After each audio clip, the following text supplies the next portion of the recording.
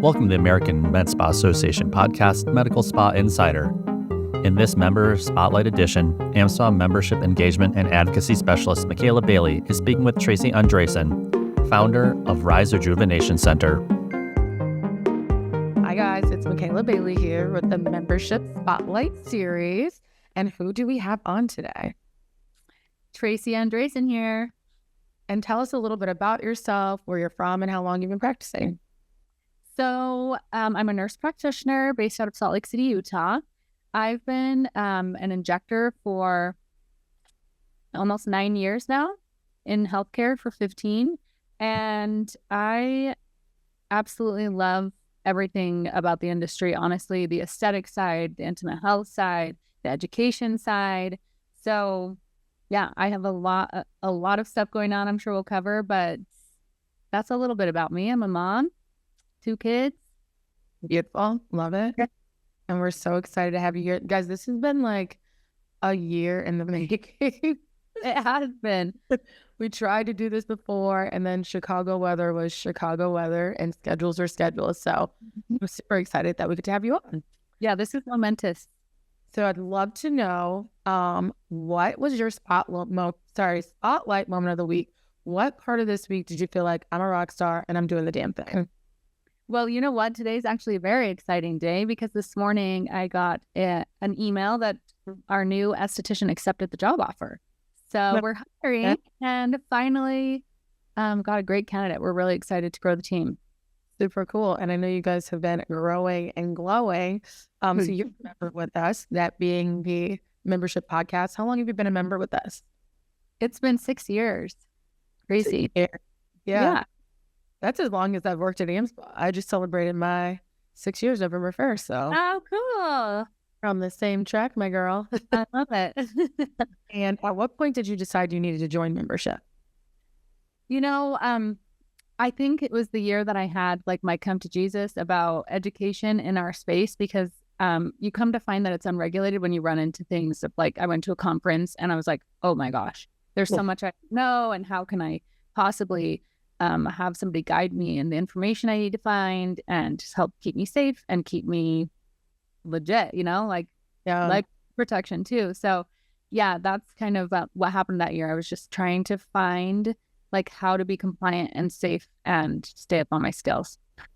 We love to hear it. And so you've been to a couple of AmSpa events of ours. You're definitely not a stranger. Would you like to let the audience know which AmSpa events you've attended?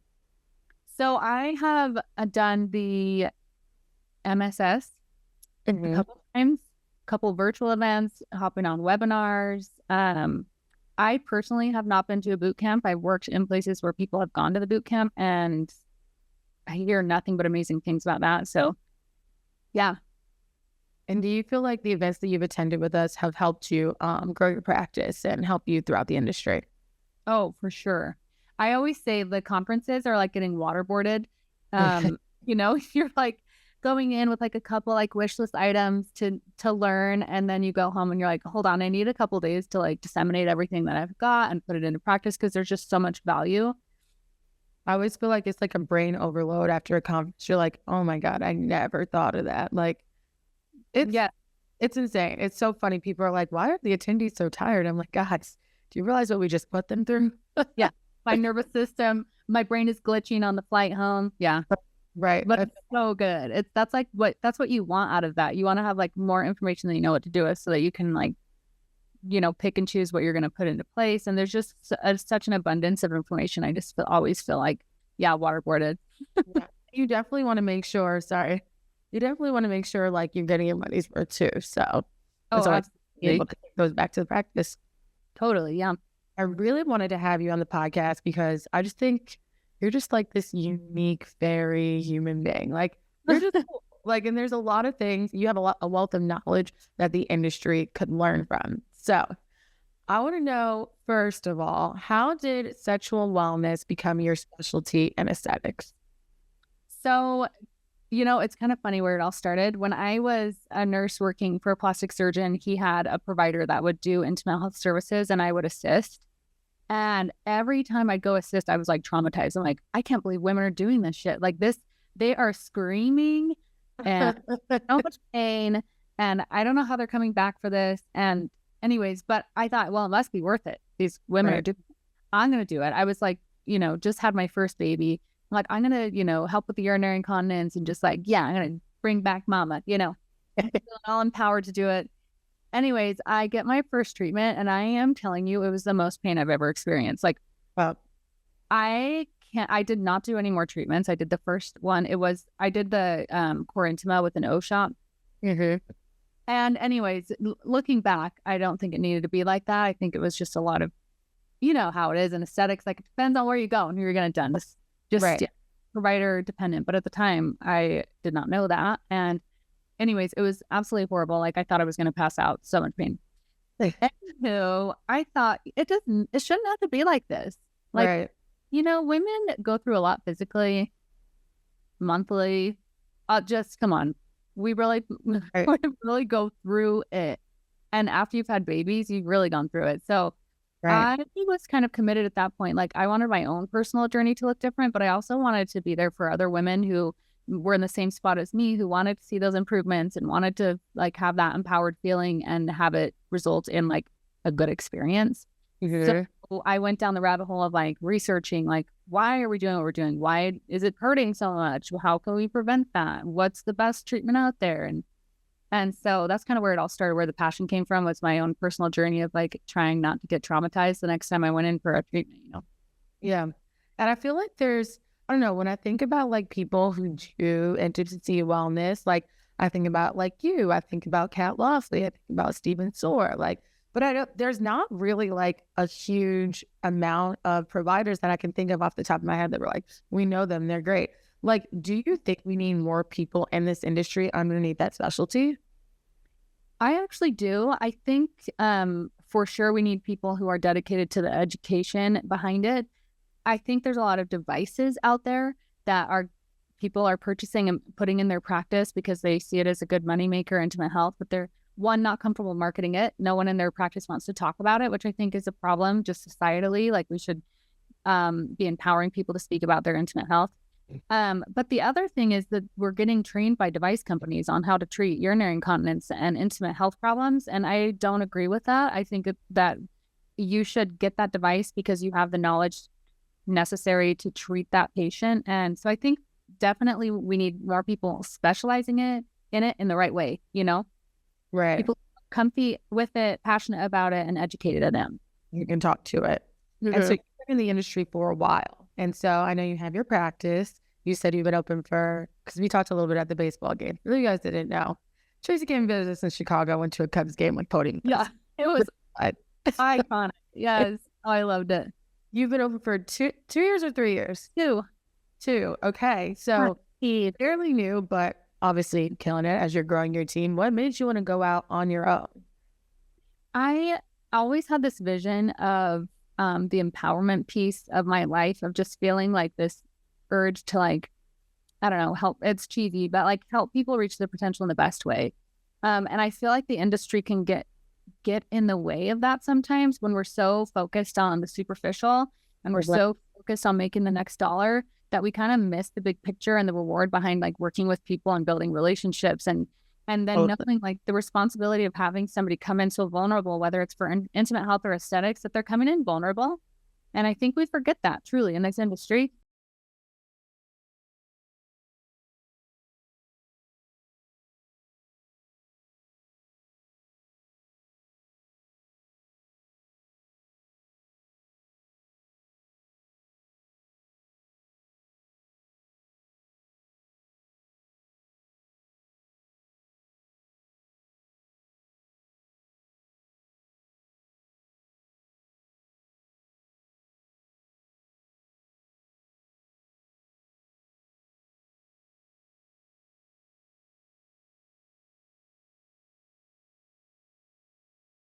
Like in intimate health and aesthetics, people come in very vulnerable and we kind of forget that. We're just so used to all the information thrown around. And so when we tell people like, hey, you could do X, Y, and Z for your face, and here's all the stuff you should do for intimate health, like people actually don't feel empowered. They feel like walking out with a complex worse about themselves. Totally. my first goal with Rise was to flip that script. Our first commitment is to empower and uplift people and to never make them feel like less than, or like that they have to hit society standards. Like they get to set the bar and we will meet them where they're at, you know? So that was my first push. My second is because I'm just a go-getter. Like I love achievement and I love building things, and I have a huge interest in business. So. And, you know, that's so funny you say that. Like sometimes we forget, like the industry kind of gets in the way, because I always I've had this conversation with a couple of people on the podcast that like, you know, the goal was you are an RN or a PA or an NP, or you're in this industry, or you own your own practice. There are like 3 million people changing bedpans right now that like want to be in your position, you know? And I think sometimes people the fame gets a little like in the way. I'm like, practice of medicine, and we should all be so grateful that we get to like be in this space. There's a lot of people who it's a little bit harder for them to get in. So yes, and do it responsibly, and like, you know, lead with gratitude, lead with ethics. Yeah, for sure. I feel that. And so what are some of the fun parts about being an owner, and then what are some of the not so fun bits that you learned so far in the last 2 years? What a good question. The fun part is growing other people. That is definitely like a passion that I didn't really know that I had until starting to grow our team. Like before that, I had grown myself, right? My personal brand, all the other things that I've done. It's been like just personal growth and self-growth, and watching other people like reach new milestones and being able to have a piece of that and being able to like help them with that and help them meet their goals, like super rewarding. I'm obsessed with that part of the business. Challenging. I think the hardest part is software. It's the most boring answer. I know most people say people, you know, it's the people are hard, or right.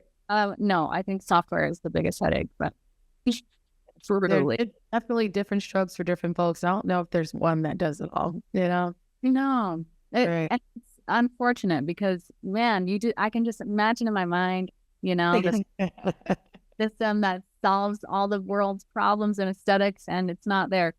So it just makes it inflexible. I'm like, oh my God, imagine doing this when it was just paper charts. So it just kind of sounds nice. And a paper calendar, you know, like I love technology, but some days I'm like, oh, but we're making strides, you know, the software is getting better and better. Right. Probably other industries out there that haven't even discovered medical aesthetics and something that we don't even know, you know? Yes, absolutely. I'm holding out hope. Yeah. There's room for innovation. There's always room. Yes.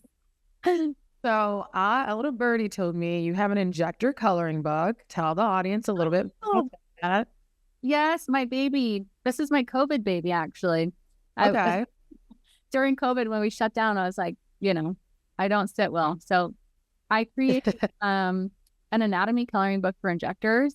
It came out of necessity for better education, baseline education for injectors. I think a lot of injectors don't know enough about anatomy to deliver safe and effective results.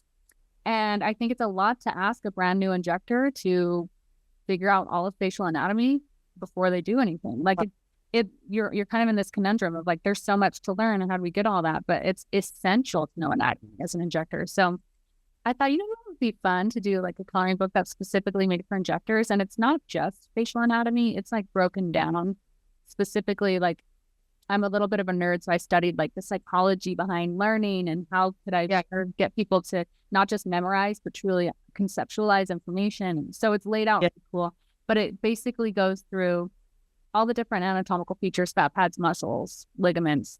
And then it also goes through layered anatomy. So like from the skin down to the bone and in different areas. And if you're doing lip filler and then the stepwise approaches, you start with learning it, then you start with labeling it and coloring it, and then you start with drawing all the little features out. So by the end, you're like a master. Yeah, but it's awesome because it makes it like digestible for like the everyday person. So I love that.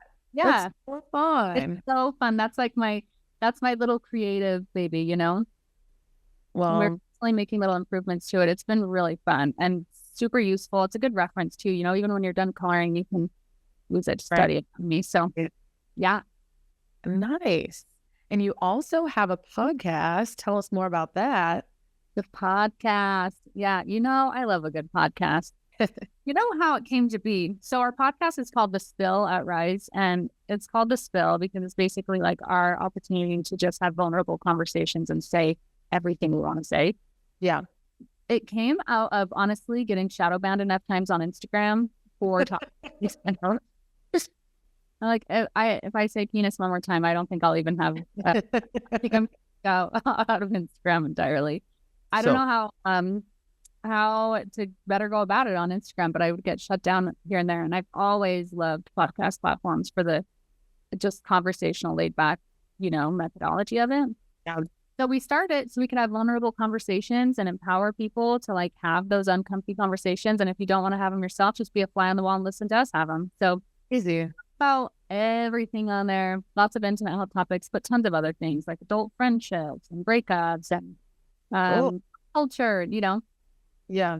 And it's just nice too, because I feel like podcasts are just easily like, you can be doing anything and you can listen to a podcast rather than like sit and like look at something and read something. So yeah, and it's nice too to educate our clients. Like we'll link it in our blog or something like, hey, if you want to know more about like what Mariah, our esthetician, thinks about skincare and like the latest years, go listen. And it's just a great way to educate clients and connect with them and let them kind of see your personality too. You just have like, this is the trend. Every question I've asked you, you're like, I just want to make sure that the clients are comfortable and open and it's easy going and relaxed to be vulnerable. So I think that's really cool. Thank you. And so my last question in this group of questions is, I like to think of you as the queen of niches. So what advice do you have for any injectors or owners trying to figure out what their niche is? I would say my biggest bit of advice is to be authentic. I think the second you try to be somebody else or do something that doesn't really like light a fire, you're going to be miserable in that niche and it's going to show, I think you have to pick something you're passionate about and then just be yourself, like shamelessly authentic. Mm-hmm. And it's going to feel weird, guys, but it's going to be great. It's going to be great. It feels vulnerable. It's a little uncomfortable, but honestly, like, I think the importance of niching down and being authentic is completely like overlooked because when we're trying to like grab with a big net and get all the clients or all the colleagues, we miss out on really good connection. Like we don't get the same level of relationships. Like my client days are so much fun because my books are full of clients who I really jive with. Like that's your 40 hours a week, whatever you're doing. Like you don't want to cast a big net. You want to niche down so you can cast a little net and get the best little fishies, Well, circle. Yeah. And especially the authentic part where you're like, it's going to be uncomfortable. I always tell my girlfriends, you want to be comfortable or you want to grow because you can't do both. Yes, exactly. Yeah. Yes. And if you're a friend to all, you're a friend to none. So it's okay. You're going to find people that don't like your flavor and that's fine. And that's okay. That's okay. Yeah. So our next section of the podcast is called Talk and Shop. We're going to get down, nitty gritty and have fun and talk about all things aesthetics. So our question is, what aesthetic treatments have you had? Okay, let's break it down. I love this question. Plenty of Botox, Dysport, everywhere. Upper face, lower face, neck, masseters, everywhere. Anywhere. Underarms, sweating. Yeah. So lots of tox. I've had mid-face filler. I've had Sculptra. Had lip filler. What else? Microneedling, hydrofacials, chemical facials. Yeah. All of those. What else? I know some. Oh my gosh. I remember at a conference, I was a model on stage for forehead filler. So I did do that. There you go. Interesting. Yeah. It was a high risk filler talk. Why, Trace? Why did you decide to do that? Get on stage at a high risk, don't know. But I did. And I survived.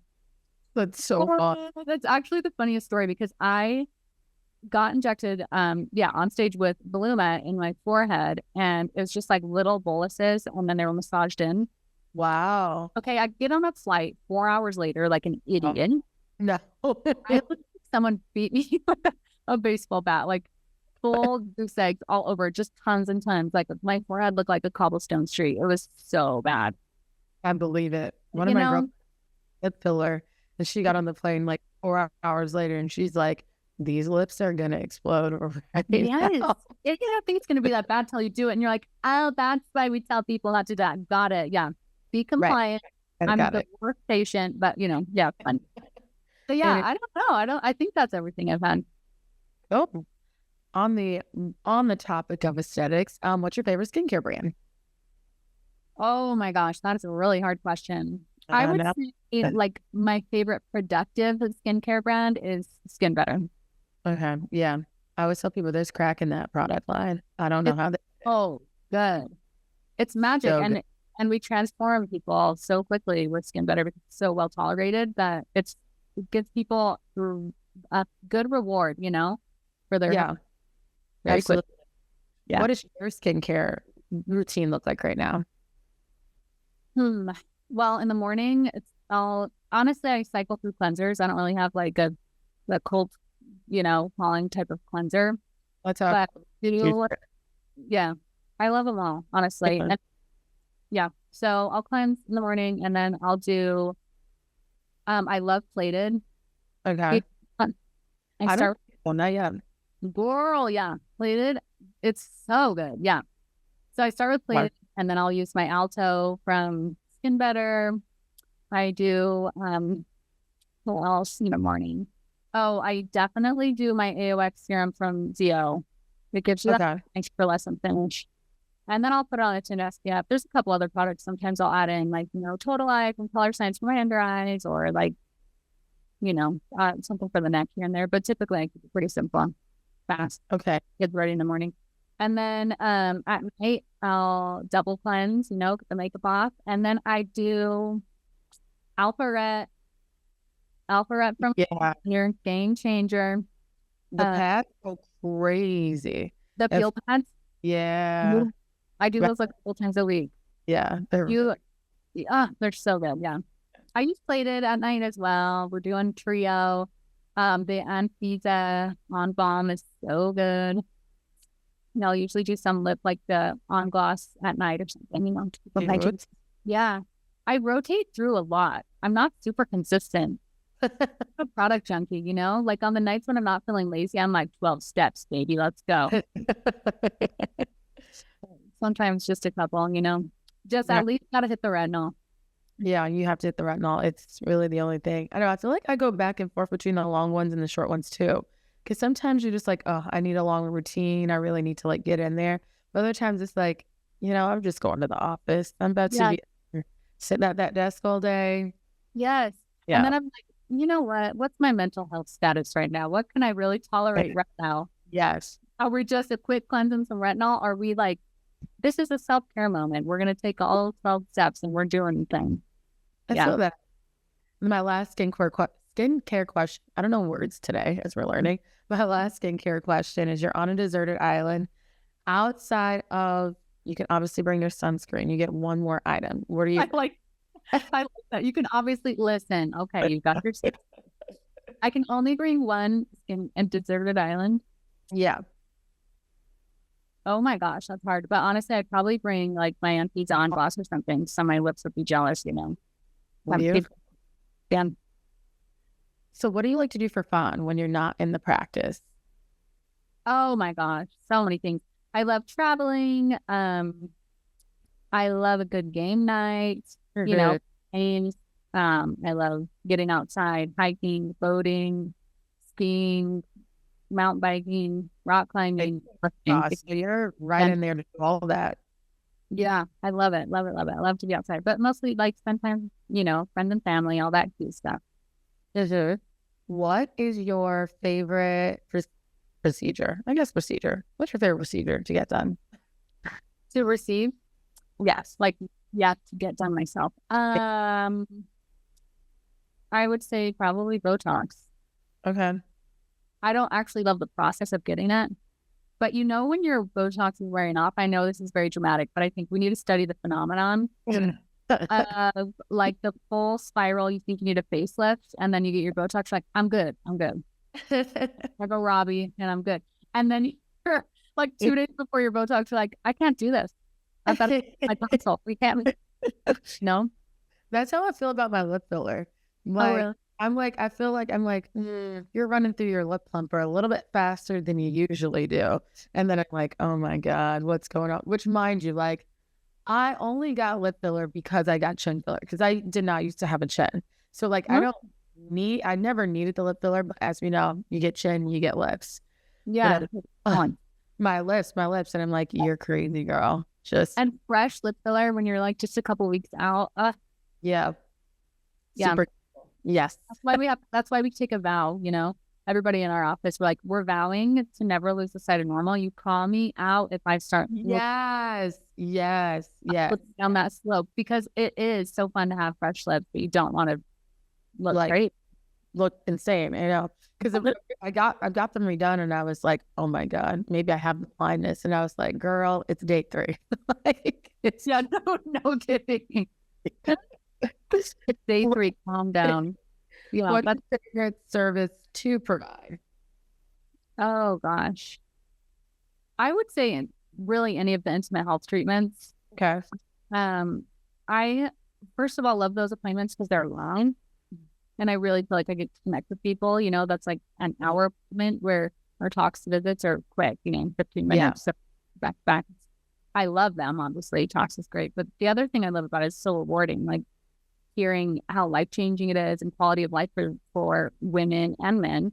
So I love that. I definitely like love connecting with people and hearing about how their life is changing. I love that. So cute, so cheesy. Let's talk about a couple of providers. Who are you following on Instagram? Who are you obsessed with right now? Oh my gosh. Well, who am I obsessed with right now? I would say Dr. Subio is a good one right now. I know he just did his needle art. I was sad I didn't go. Definitely have FOMO. I love his authenticity. Yeah, he's really cool. I also love following Savannah Boda, you know, the Dallas esthetician. He's phenomenal social media game. Mm-hmm. So she's inspiring to follow, to like, okay, Trace, up your game, you know. Who else? I love, who else? I don't know. I'm like trying to rack my brain. I don't scroll Instagram that much. Okay. But I have, what I look for is people, like what I'm drawn to, people who are really authentic and are really driven. Like I love following those accounts because it inspires me, and that's what I want to be, you know? But yeah, you get to curate your mindset.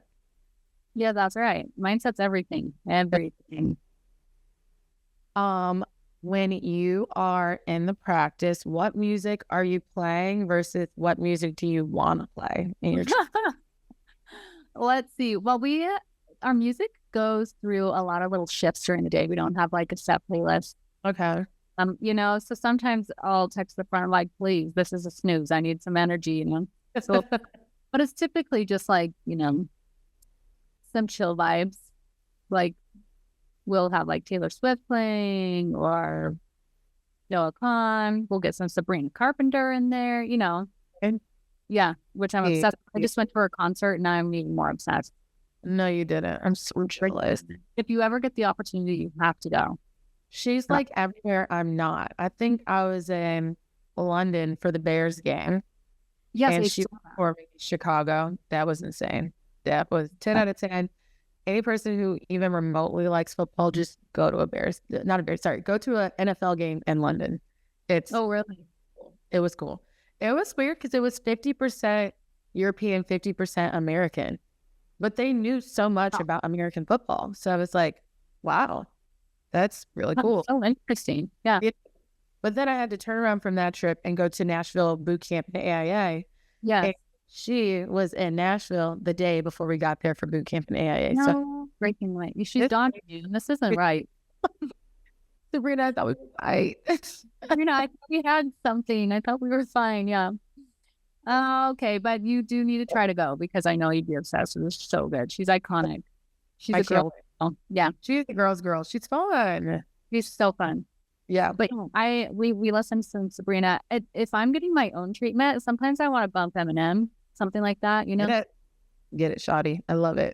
Something like that. Like a good, yeah, something like that.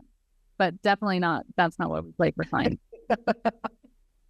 And is there a fun thing that you're known for in the practice? Like, is there anything they make fun of you about? Oh yeah, laughing. That is 100% the issue is laughing. I don't know if it's an issue, honestly. I think it's okay. But yeah, I laugh a lot at a lot of things, and sometimes when it's inappropriate. But we laugh literally all day long. I've worked in practices before where they've like opened the door and I'm in with a client and they like come in and they're like, because it just gets rowdy and obnoxious and laid back and fun. So, and I'm laughing all day long. So yeah, and that also means like if someone trips and falls or like that, everything is funny. Yeah, everything's funny, and I really do believe like that there's so much humor in our days, and I laugh all the time. So yeah, I'd say that's what I'm known for. And then not being able to reel it back in. Like in grade school, you're laughing, and they're like, "Girls, stop laughing," and then you cannot stop laughing. Right, me all day. I get it. I get it. Yeah. I have the obnoxious laugh. Like people like we heard you laughing from like 3. So I'm like, okay, fair. If it's funny, it's funny. Yeah. Well, that's exactly right. Yeah. And you know what? Laughter is the best medicine. So ain't that the truth? That's why like going back to our authenticity though, like that has been so freeing of like, I mean, I can laugh whenever and however, and I can laugh loud. I can laugh at my clients. I can whatever. Yeah. But it doesn't like I don't attract people who don't want that kind of right. Like I feel like all my clients make me laugh just as much as I'm making them laugh because they're just like me, very lighthearted and having a good time. So it's funny. I could never like be the provider to people who want a very like professional and poised and it's not me. So anyways, yeah, I'd say laughing. You're gonna have fun. All that matters. Have a good time. And then my last 3 questions, they're my favorite questions in the world. They pertain to me, but I love to know them about all of my guests. First question is, what is your zodiac sign? My zodiac sign is Pisces. Oh, sweetie cutie girl. Baby queen. Love it. You guys care and feel so much for people. I love it. Oh, good. I know like literally nothing about zodiac. I should get into that. All my very best friends are Pisces. So it's like, really? It's fun. It's this fun thing where I get to say, stop being so nice to everyone. And they're like, have some feelings for someone for once in your life. And we check each other. Wait, that is so funny because I do hear that all the time. I think one of my, I don't know if it's a weakness, but definitely something I work on is like being able to hold a grudge when it's necessary. I don't hold a grudge. Seconds later, I'm like, girls, that's okay. We're good. We're good. Like, you're going to get burned over and over and over again. Stop, Yeah. Well, look at you now. Yeah. You acknowledged it and you're working on it, girl. Yeah, I'm working on it. Hey. Talk positivity out the door. Next question is, what is your go-to drink? On the daily, I mean, non-alcoholic would be water, a good like Arnold Palmer, green tea, lemonade. After hours, I love a good glass of wine. I love a margarita. Yeah. I don't know. I'm very picky. Yeah. I know as I'm like sipping out of this giant thing the whole time. I get it. Want my water. Yeah. Good old H2O. And then my last question for you is, what current TV show are you binging? Well, I don't really watch TV. I don't know. No. I wish I had time for it. Typically what I'll do, Haley, my assistant, will tell me what I need to watch and then I'll, try to make time for it. And you know what I recently watched was Martha, the documentary about Martha Stewart. Yeah. I haven't seen it yet. Everyone said nothing but good things. Yeah, it's so interesting. But you know what? Okay, no, actually I did binge a TV show. It was on Hulu, Secret Lives of Mormon Wives. Oh, you watch The Star? Yeah. So I didn't watch that. I'm like, I have to go to episode 3, 12 minutes in, make my little appearance. But I did binge watch that because I had to. After we found out you were on there, we were like, yeah, we're watching this. Yeah. So what did you think? Did you watch it? Yeah, I watched it. It's just like interesting to me. I don't know. It's like, I'm just so painfully Midwestern, but I'm also on TikTok. Fun fact for the audience. I do have a little bit of a TikTok following here in Chicago. The ladies love it. And I say, Yeah. so it's just interesting to see like different cultures, like, and like I know a lot about TikTok and I knew a little bit about it. So it's like, oh, so this is how the ladies are doing it. And all the like tea, like, I don't know. yeah. They're coming out with a second season with 20 episodes. Oh, okay. So see more of your magic hands. Oh, yeah. I hope so. But yeah. And now they have all these other like mom talk groups popping up now. Isn't that so funny? They're Right. like, talk group of Texas or whatever. Yeah. I'm like, okay. Hey. That's kind of how it felt. I'm like, oh, all right. Right. I guess, hey, we got everyone get to their bag, I guess. I don't know. Yeah. No, literally.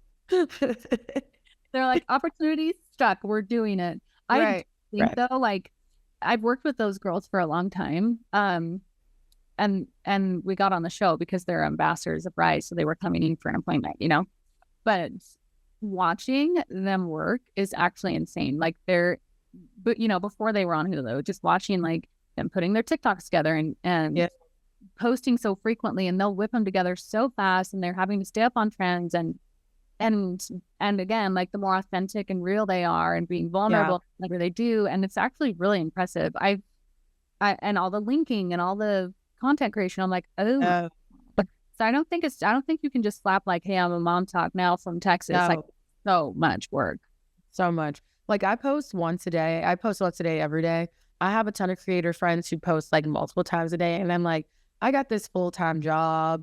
I do social media marketing for a bar as well. I'm like, that is like more than enough. I know what it takes to be a full-time content creator. And I'm like, I'm happy in my career.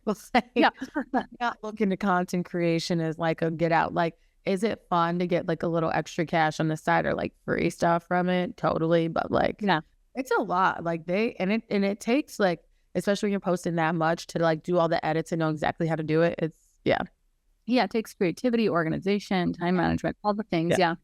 I also like, I do a brand deal here and there for, people, but definitely not my goal to be like an influencer by any means, because that is so much pressure.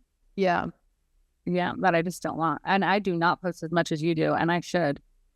My goal is I have stories up all the time. Like my stories are never hot with, they're never empty. Yeah.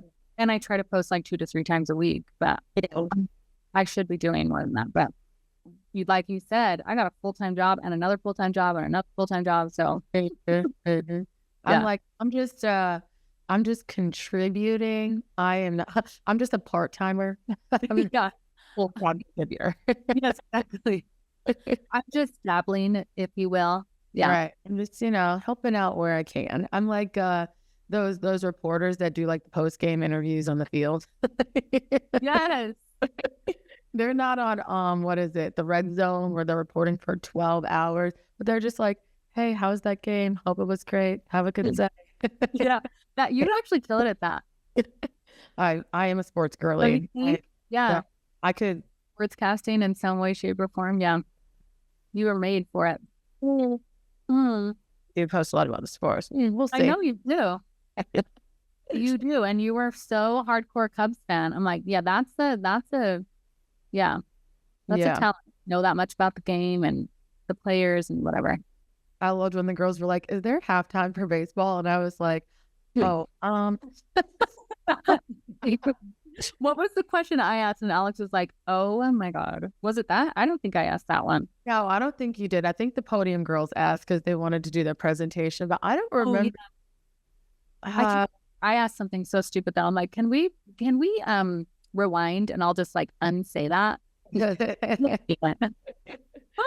Most people don't pay attention out of baseball games, so it's one of those things. People always say it's slow. I totally get it. I kind of like it because it's slow. I love like a nice little hungover baseball moment, a little hungover, sober up with a hot dog and a beer, just with the sun on your skin. Yeah, they're like, what kind of call was that? Yeah, I love that. I think I watched the last like 3 minutes, and it was the best. And it was the best part of the game. Yep. So I got everything I needed. And other than that, just chill vibes, chit chatting. there anything you want to leave with our audience before we end this shindig?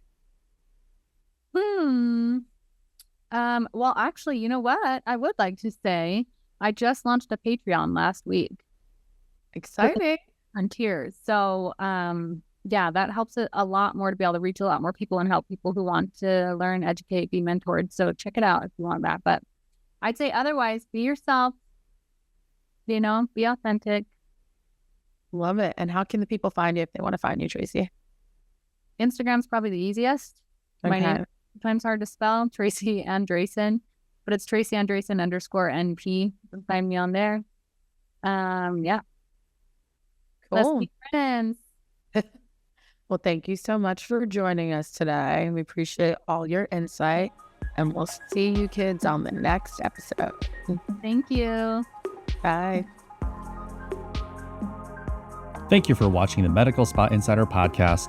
Please make sure to subscribe to our channel for future videos and podcasts. For more information about the American Med Spa Association, please check our description below.